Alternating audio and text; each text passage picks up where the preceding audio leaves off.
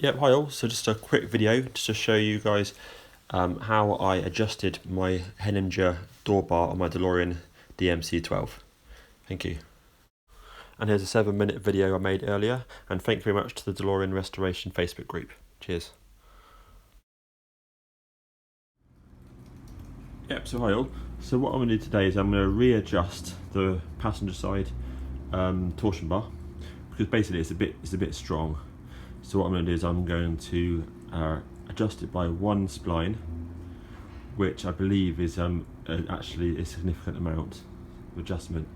So looked online, DeLorean Restoration Facebook page, excellent of course, and basically I can see that the best technique is to move in terms of doing it yourself or with another helper, but either way the best technique is to remove the T-panel first.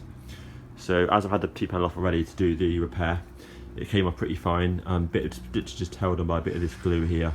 So once I use say this, just to sort of slice off the glue, the T-panel came out fine. It's held on by say 3 screws under the seals on the side. Obviously I had to remove the Evo stick, you know, and all that sort of stuff. So yeah, I'm going to mark it up in a second and open the door up and have a look and see. Actually, you know what? I can open it up now, can't I? Let's have a look.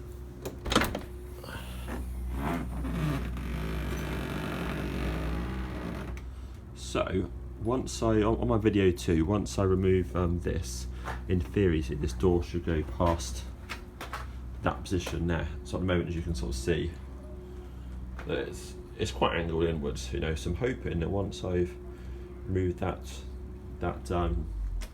unit there, this door will go further, which will enable me to sort of remove this using obviously the right tools and adjust it by the one spline that I want to do. So yeah, we should go from there.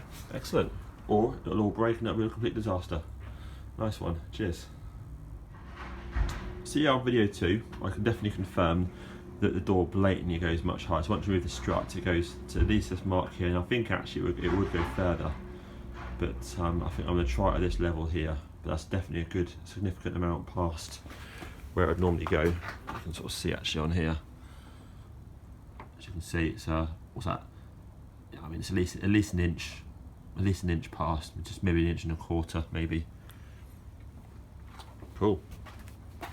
So yeah, now I'm going to get the tools and remove that, and hopefully it's all sweet. Okay, so that'll be video 2. And actually, whilst I'm also in there, I'm going to look at that squeaky seal as well, and see if I can do something about that as well whilst I'm at it. Okay, cool.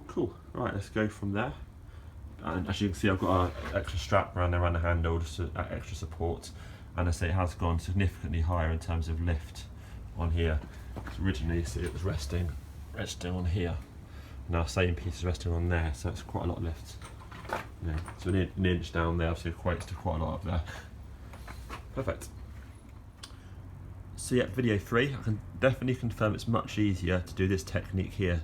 I was able to do this bar myself and adjust it one spline quite easily. So use my torque wrench here with my adapter on. Had to use this length extension in here so that then I can get in with my other hand to use this one here. So I've got these hex style bolts on mine. So I was able to give it a slight lean on the torque wrench. Slight lean, and then loosen off these, and then obviously once I loosen off these slightly, I can then see the plate. So I then lean on it ever so slightly, and I can see the plate tilt, become nice and loose. I haven't got super long bolts in here, so I was able to remove that, slide it back on this, right to the end of this, and then literally just twist it, basically one spline, push it on again, put the bolts back in, all in one movement. You know, it took about sort of 2 minutes or something roughly to do that. So that's good. So that's now one spline adjusted on there, which is cool. So what I'll do now is I will lower it down, connect up the strut, and go. So you can see actually, I mean, you can actually put the door further, but that's it's about upright, I would say. That is, it's definitely, I'd put it pretty much upright, and that made it super easy. So you will go a bit further, but I don't want to go too far just in case it breaks something. So yeah, what I'll do is now remove it down, and connect it up and see if that's much better. Nice one. So yeah, we've got video 4 now, so I mean I'll see if I can splice these videos together, you know. But yeah, it's amazing actually, because literally that is one spline on the back, and it's a lot gentler. I push it down. Before that, it took a lot of effort, and if I let go of the handle, it would basically sort of swing up quite a lot, you know. But now,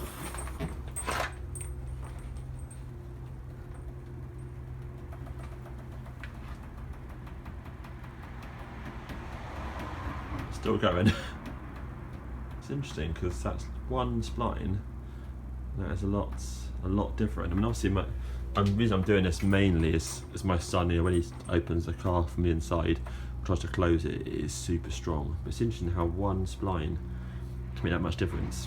So this is a DeLorean Europe strut. It's used. So what I'm going to do is, and it's, you know, it's probably like a year old or something, not super old. I'm going to swap it over with the DeLorean Go on that side, which is basically super new, and just see if that gives a bit more lift onto this door. I mean, yeah, because obviously I wanted it to go up absolutely spot on.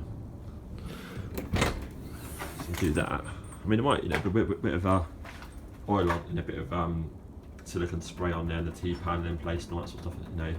But it's definitely softer, so I'm going to leave it as it is on that one spline adjustment. There's simply enough, I can't go anything else. So literally is one spline. Okay, cool. Right, I shall put the T-panel back in, and then have a go, say, swapping the struts over. Nice one.